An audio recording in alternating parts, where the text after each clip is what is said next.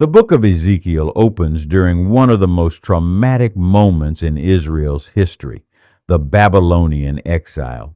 Ezekiel himself was taken into captivity in 597 BC during the second wave of deportations. By the time he receives the vision recorded in chapter 47, the unthinkable has happened.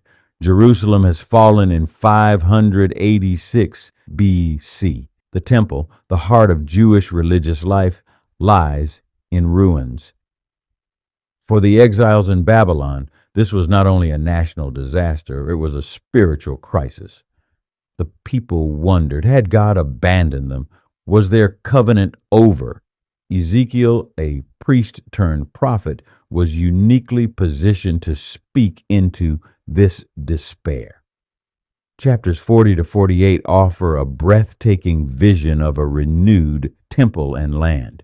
In chapter 47, Ezekiel is shown a miraculous river flowing from the temple, a river that brings healing wherever it goes. It is no ordinary stream.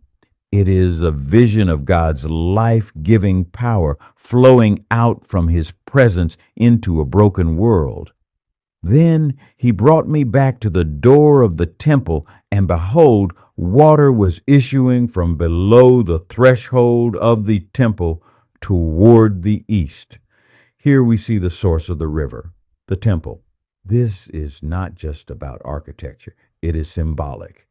In Jewish thought, the temple was the dwelling place of God on earth. So this river flows from God's very presence. It's interesting that the water starts as a trickle, hardly noticeable at first. But small beginnings do not mean small outcomes. In our lives today, the work of God often starts quietly, a gentle nudge, a whispered prayer, a sudden clarity of thought.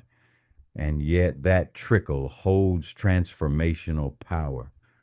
Ezekiel is led along the river as it deepens, ankle deep, knee deep, waist deep, then so deep he cannot cross.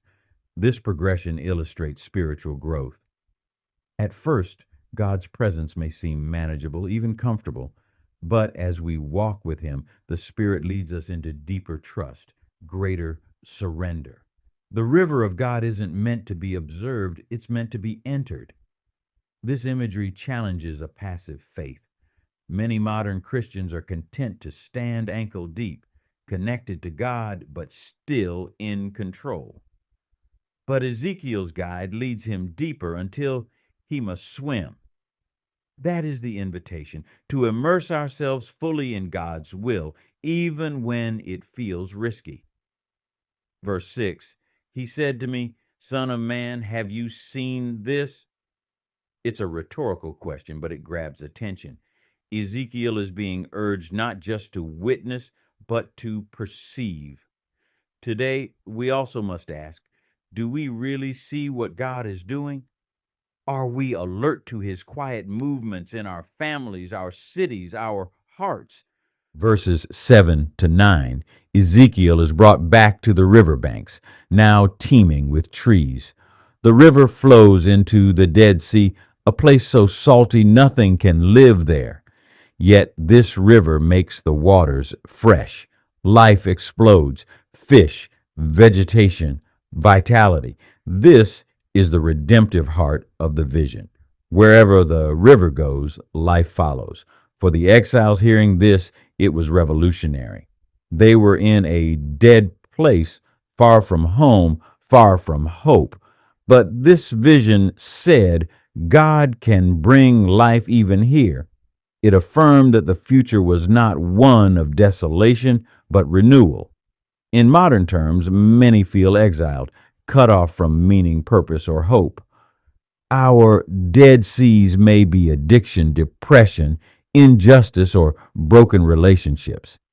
But the promise of Ezekiel 47 is this: God's Spirit can reach even there. He can heal what seems beyond healing. Verse 12, and on the banks, on both sides of the river, there will grow all kinds of trees for food. Their fruit will be for food, and their leaves for healing. This is a picture of abundance, of provision and restoration. The healing leaves echo Revelation 22, which describes the New Jerusalem, where the river of life flows from the throne of God and the Lamb. It's a reminder that this vision isn't just about a rebuilt Israel, it's about the fullness of God's redemptive plan for all creation. In Jewish tradition, trees represent life, wisdom, and righteousness. Psalm 1 says, "The righteous are like trees planted by streams of water." Ezekiel's imagery picks this up. Those rooted near God's river bear fruit not just for themselves, but for others. In today's world, we are called to be those trees, fed by the Spirit, bearing fruit in our workplaces, families, and communities. Not just surviving, healing. The world around us is desperately thirsty for justice, for kindness, for hope. And when we stay rooted near the source, we become part of God's answer. Ezekiel's vision is not fantasy, it is theology through imagery. It tells us that even in exile, God has not forgotten his people. Even when the temple lies in ruins, his presence still flows outward, bringing life. For the Christian, this river is the Holy Spirit flowing from the heart of Christ through his people into the world. That's the lesson for this week. Have a great week.